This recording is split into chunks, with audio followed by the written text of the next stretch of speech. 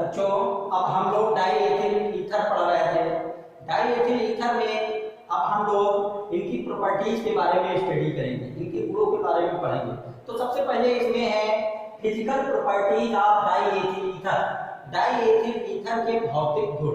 भौतिक गुणों में सबसे पहला फर्स्ट इसमें पॉइंट है, die ethyl ether is A colourless highly volatile liquid having sweet odor, being highly volatile produces cooling effect on skin. When inhaled, its vapor produce temporary unconsciousness. That's why it is used as anesthetic in surgery. कहने का मतलब यह है बच्चों कि die ethyl ether रंगहीन,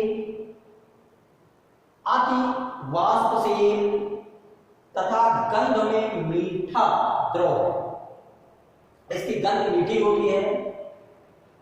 यह अति वाष्पशील होता है। अति वाष्पशील होने के कारण इसकी वाष्प सूंघने पर अस्थायी निश्चेतना उत्पन्न होती है। अस्थायी निश्चेतना उत्पन्न होने की वजह से इसका उपयोग बेहोश करने में, शल्य चिकित्सा में इसका उपयोग किया जाता है। Ether is a highly inflammable liquid due to its high volatility. Its vapors form an explosive mixture with air and oxygen. Ether अति ज्वलनशील द्रव है, अति वाष्पशील तथा अति ज्वलनशील द्रव है।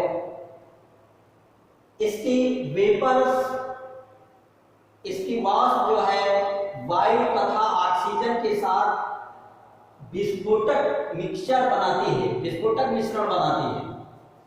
Boiling point of diethyl ether is 34.5 degree Celsius which is much less than the boiling point of ethyl alcohol.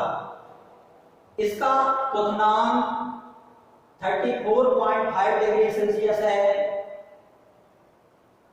इसका क्वथनांक जो है एथिल अल्कोहल से कम होता है बच्चों। It is springily soluble in water but completely soluble in organic solvents. Its solubility in water is on account of intermolecular hydrogen bonding between water and ether molecules. यह जल में कम घुलनशील है तथा ऑर्गेनिक कार्बनिक विलायकों में अति घुलनशील है। जल में घुलनशीलता का कारण यह है कि इसके जो अणु हैं वो जल के अणु के साथ हाइड्रोजन बॉन्डिंग, हाइड्रोजन बंध बनाते हैं। यहां पर आप लोग बच्चों देखिए C2H5 बॉन्ड O, C2H5 ये डाई एथिल ईथर है। यहां पर देखिए ये वाटर है, H bond O bond H। यहां पर देखिए हाइड्रोजन जो है वाटर का हाइड्रोजन एटम, ऑक्सीजन, इसके डाई एथिल ईथर के ऑक्सीजन एटम से हाइड्रोजन बॉन्डिंग बना रहा है। यहां पर देखिए बेटा हाइड्रोजन बंध बना रहा है बच्चों। तो इस तरीके से डाई एथिल ईथर के मॉलिक्यूल वाटर के मॉलिक्यूल से हाइड्रोजन बंध बनाते हैं। इसी कारण ये जल में कम घुलनशील है, जल में घुलनशील है मगर कम है। केमिकल प्रॉपर्टीज, रासायनिक गुण। डाई एथिल ईथर के अब हम लोग केमिकल प्रॉपर्टीज के बारे में स्टडी करेंगे, रासायनिक गुणों के बारे में स्टडी करेंगे। तो फर्स्ट पॉइंट है इसमें बेटा कंबस्टन, दहन। दहन मतलब जलाना, इसको जलाते हैं तो क्या होता है? Ether is a highly inflammable compound in presence of air. Vapours of diethyl ether burns with explosion producing luminance.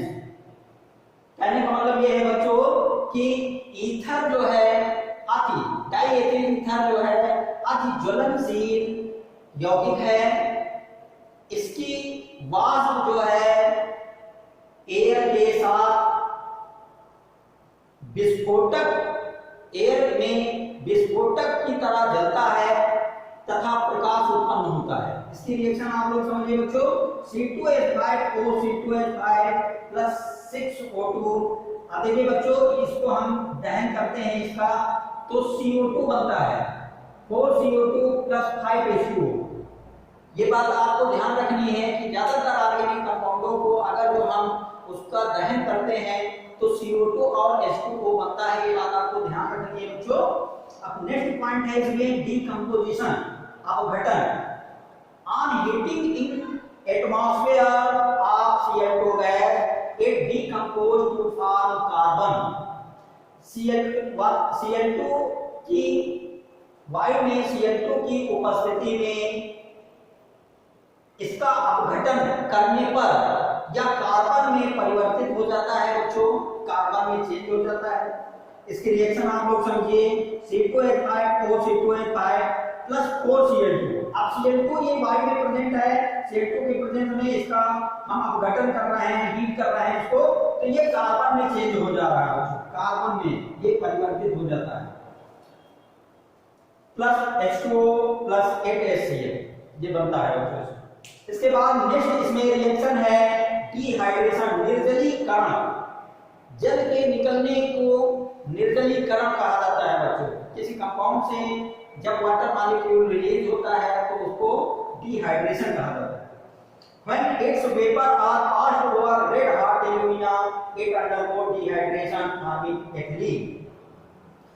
जब बच्चों डाइएथिलीन ईथर की वाष्प को लाल रक्त तत्व एल्यूमिना पर प्रवाहित किया जाता है तो एथिलीन बनती है। इसके रिएक्शन बच्चों आप लोग ध्यान से समझिए, C2H5 O C2H5 red hot alumina पर इसकी वाष्प को, वेपर्स को हम पास कर रहे हैं। जब पास करते हैं तो एथिलीन बनता है बच्चों। क्या बनता है यहाँ? एथिलीन बनता है। CH2 डबल बॉन्ड CH2 बनता है प्लस H2O। इसके बाद नेक्स्ट इसमें रिएक्शन है बच्चों ऑक्सीडेशन, ऑक्सीकरण।